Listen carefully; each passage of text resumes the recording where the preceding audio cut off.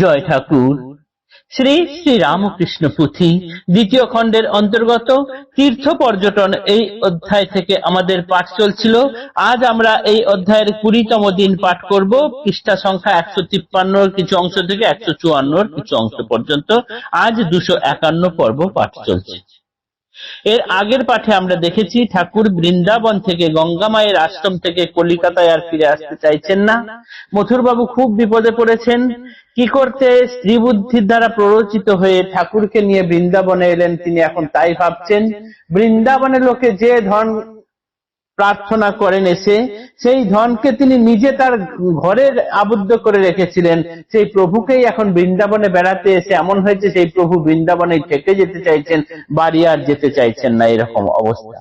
আর এদিকে ভক্তের এই সমস্যাতে ভগবানের কি বিপদ হয় সেটাই দেখার কথা। এই অবধি গতদিন পাঠ করেছিলাম। আজ আমরা তার পরের অংশ পাঠ করব। আজকে দেখব পুথিকার ঠাকুরের রূপ, গুণ, গান ইত্যাদির কিছু বর্ণনা করেছেন সেই অংশটা। যে বা নিরাকার বাদী কি কব তাহাকে, না মানেন অবতার বুদ্ধির বিপাকে। শুদ্ধ মাত্র বুঝেছেন হরি নিরাকার, সর্বশক্তিমান পুনঃ করেন স্বীকার। শক্তির আধার যেই এক নারায়ণ, আকার ধরিতে তিনি কি হেতু অক্ষম। সর্বশক্তি মনত্ব আকারে লোপ নয়, স্বল্পাধারে ধরে তার সব পরিচয়। কাগজের মধ্যে দেখো অল্প আয়তন, পৃথিবীর মানচিত্র অঙ্কিত কেমন।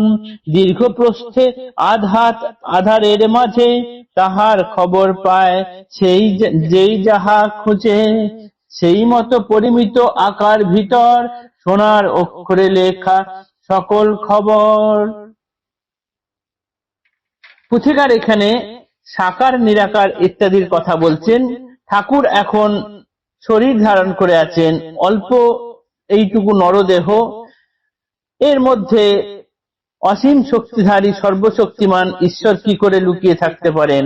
এটি যদি কেউ বিশ্বাস না করে তাকে বিশ্বাস করানো মুশকিল। কেননা যখন একটি সাদা পাতা থাকে তাকে সাদা পাতাই মনে হয়, কিন্তু সেই আধ সাদা পাতার মধ্যে যখন পৃথিবীকে আঁকা হয় তখন পৃথিবীর ভেতরে সমস্ত জিনিসই সেই আঁকা অংশের মধ্যে খুঁজে পাওয়া যায়।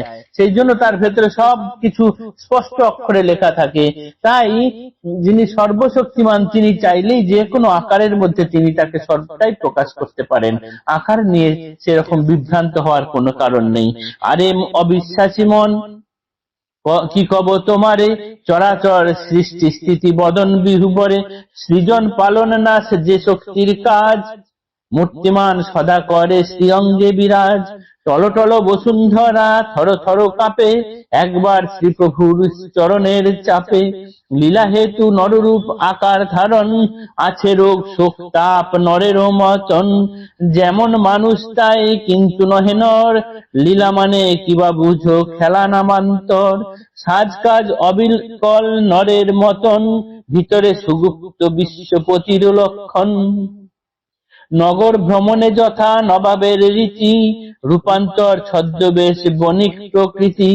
উদ্দেশ্য সাধন নহে চিনিলে প্রজায়, ঈশ্বরের নরলীলা সেই রূপ প্রায়। ঈশ্বর যখন নররূপ ধারণ করে আসেন, অবতার হয়ে আসেন, তখন তার সমস্ত কিছুই দেখতে মানুষের মতো, কিন্তু তার মধ্যেই সমস্ত ঈশ্বরের গুণ লুকানো থাকে, দেখে বোঝা যায় না।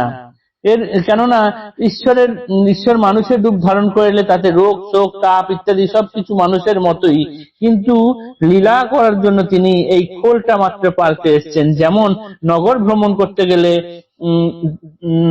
নবাবের রূপ পরিবর্তন করে আসতে হয়, বণিকের রূপ বা অন্য কোনো রূপ ধরে তিনি নগর পরিভ্রমণে বেড়ান, কেননা লোকে চিনে ফেললে তার উদ্দেশ্য সাধন হয় না। সেই রকম ভাবেই ঠাকুর এইবার রূপ পরিবর্তন করে এসেছেন। আন বুদ্ধি প্রতিবাদ সাকারে যে করে, শ্রীপ্রভুর বিড়ম্বনা কি কহিব তারে। মানুষের বুদ্ধি বলাতীত ভগবান, লীলায় দুর্বল বেশ কিন্তু শক্তিমান।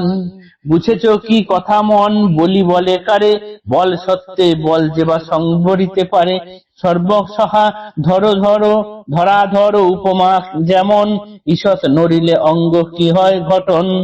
অটল অচল শৃঙ্গ গগন পরশি, খসিয়া পড়িয়া হয় ধুলারেণু রাশি। বলি এ ধরায় বলি বলের আধান, মাটি হয়ে পড়ে আছে মাটির সমান।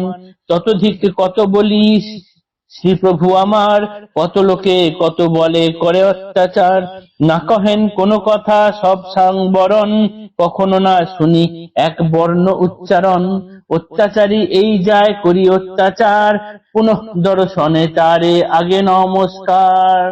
জয় জয় সর্বসহ জয় জয় মানব মূরতি, সর্বশক্তিমান জয় অখিলের পতি, জয় প্রভু দিন বেশ হীন অহংকার, সৃজন পালন লয় শক্তির আধার, জয় বিদ্যাহীন প্রভু নিরক্ষর বেশ, মহাবিদ্যাপতি জয় হরি পরমেশ, জয় জয় প্রভুদেব ত্যাগ শিরোমণি, সকলের মূলাধার অখিলের স্বামী, বলের না থাকে কমি সাকার হইলে, সর্বদা স্মরণ রাখো নাহি যাবে ভুলে, নিরাকার সাকার সকল একেশ্বর, এ ভিন্ন যা অন্য নাই যাহার খবর, তাও সেই ঈশ্বর দোসর যার নাই, এই কথা বারে বারে বলিলা গোসাই, নিরাকারে রসগন্ধ কিছু নাহি জানি, সাকারেতে শ্রীপ্রভুর মধুর কাহিনী, সাকারে বিবিধ রস মিষ্ট আস্বাদন, ভক্তি সহ দাও প্রভু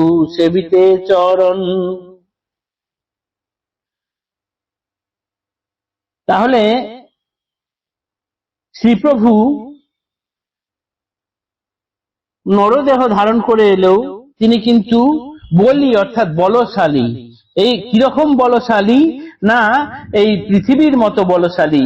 পৃথিবী অনেক ক্ষমতা ধারণ করেন, বলশালী তাকেই বলে যিনি বল থাকা সত্ত্বেও সেই বলকে সংবরণ করতে পারেন। পৃথিবীর অগাধ শক্তি অগাধ বল, তিনি যদি একটু নড়েন তাহলে বড় বড় গিরিশৃঙ্গ পরে ধুলিময় চূর্ণ বিচূর্ণ হয়ে যায়। ঠিক সেই রকম প্রভুও তাই, তার বল আছে, তিনি সেই বলকে সংবরণ করে রাখেন। তিনি কতই না অত্যাচার সহ্য করেছেন, কতই না লোকের কথা শুনেছেন, কখনো কোথাও এতটুকু মুখ খোলেননি, এতটুকু তিনি কোথাও প্রতিবাদ করেননি। এইমাত্র অত্যাচারী ঠাকুরের উপর অত্যাচার করে গেছে, পুনঃ ঠাকুর তাকে দেখা মাত্রই প্রণাম করেছেন আবার। তাই বলছেন যে সাকারে বিবিধ রস মিষ্ট আস্বাদন, ভক্তিতে সহ দাও প্রভু সেবিতে চরণ। তোমাকে তোমার চরণকে আমাদের সেবা করতে দাও, তোমাকে সাকার রূপে পুজো করি ঠাকুর। জয় ঠাকুর, নমস্কার।